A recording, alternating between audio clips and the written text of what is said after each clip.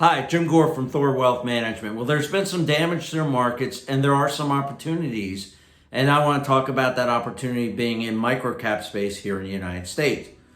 First of all, let's look at our THORdex. The THORdex right now is under 50. First time in over a decade that it has been under 50. So stocks are getting cheap. However, note that back in the late 70s that the THORdex got back under 10 and it could get much cheaper in an inflationary environment. So because of that, we are not changing our allocation to stocks and alternatives. What we're doing is we're actually moving to a space that we think is more attractive in the equity space, and that's moving to microcaps in the portfolio.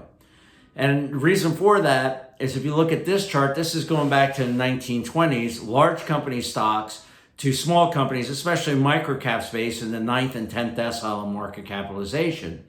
And you look at this, over the last decade, small companies have significantly underperformed large companies. As a matter of fact, this is the second longest time period that small company stocks have underperformed large company stocks. And the last time that we saw something like this was in the 40s and 50s. So what we're going to see is actually small companies over the next decade, we think are going to significantly outperform large companies. And if we're going to get into small companies, we want to get into the smallest of the small companies, which is the microcap space. So you say, Jim, what is a microcap company? And it has changed over time based on market capitalization. When I first got into the business, a microcap was anything under $100 million in market capitalization.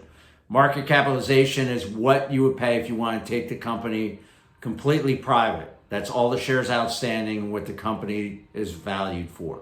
So if you look at this chart here, this is looking at market capitalizations of the Russell 1000, the largest companies, the Russell 2000, which are next 2,000 companies, which is considered a small company index, and then the Russell Microcap Index. So if you look at this, large company stocks, if you look at the Russell 1000, the average market cap is $437 billion. The median is only 12.2 billion, but remember, it's a market cap index, so the higher the market cap, the more weighting you have in the index. The largest company out there is $2.2 trillion. So significantly larger companies. If you look at the Russell 2000, the average market cap is only $2.5 billion. Significant difference. The average or median is $1 billion, and the largest is $10.3 trillion. So you look at the microcap space. The microcap space is even smaller than the Russell 2000. Here you're looking at the average market cap is only $600 million. The median is only $200 million, and the largest is only $1.7 trillion. So microcap are the smallest companies that are out there. And when you're buying these companies, it's very important that you get an active manager in this space. And the reason why you would do that is fourfold. First, and most importantly, is that buying large companies, you have a number of analysts that are following them. For example, we use a software called Y-Charts. And if you look at Apple for next year's estimates, there's 40 analysts that are coming out with estimates.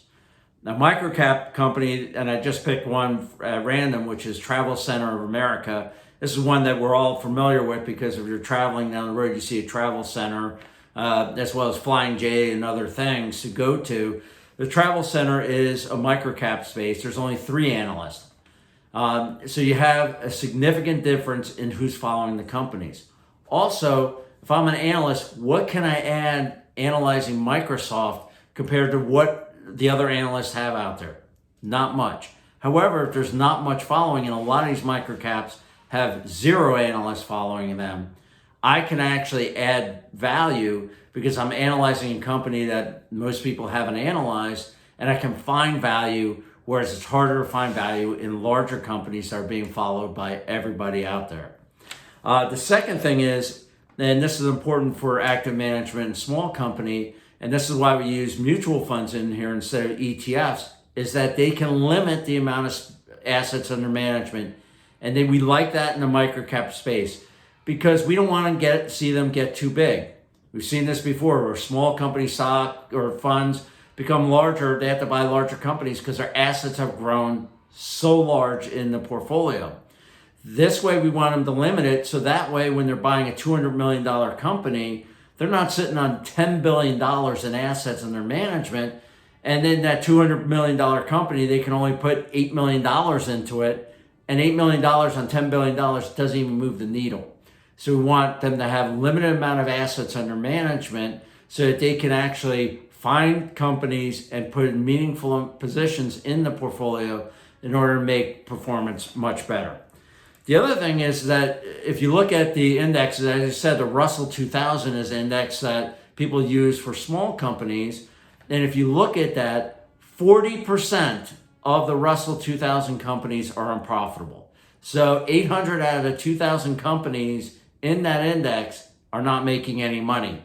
And this is why you want to be an active manager that can avoid these unprofitable companies. And lastly is, if you look at the world over the last 20 to 30 years, we've had globalization, which has really helped large companies out there. And globalization is where you're working and you're having your assets and moving your facilities overseas and selling overseas. So right now, the S&P 500, roughly 40% of revenues of the S&P 500 companies come from overseas. Technology companies, 59% of their revenue comes from overseas. Whereas in these microcap space, these companies are US based and they're basically selling to US interests. Some of them are doing overseas sales, but most of their sales come from the United States. They're going to benefit from deglobalization as large companies come back. Then they're going to start building some manufacturing plants like we see here in Ohio with Intel. That's going to benefit the small companies and the microcaps here in the United States. In conclusion, the market as itself has come down in valuations. U.S. large companies have not. Areas that have been the small companies, especially microcap space. But this is an area that you have to be very careful and make sure you get the best manager in the space to manage money for you. If you have any questions or concerns, as always, reach out to us here at THOR at our website, THORwealthmanagement.com, or call us. This is a time to get a little bit more aggressive, but it is not time to back up the truck and just throw money into this market. You have to be very selective. And microcap is a space that we're finding a lot more attractiveness than other parts of the U.S. market. Take care, and we'll talk to you in a couple weeks.